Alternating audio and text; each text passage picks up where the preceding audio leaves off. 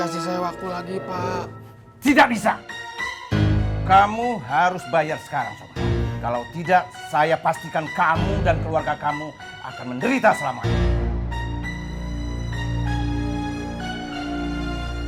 Bapak jangan asal nuduh kalau Bapak nggak ada bukti ya. Sembarangan aja. Ayu. Mandala?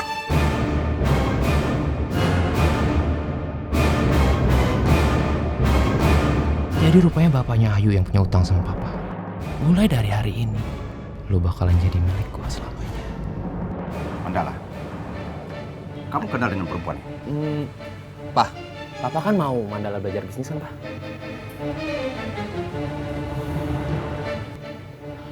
Oke, kalau Bapak mau utang Bapak lunas, Ayu harus menikah sama saya.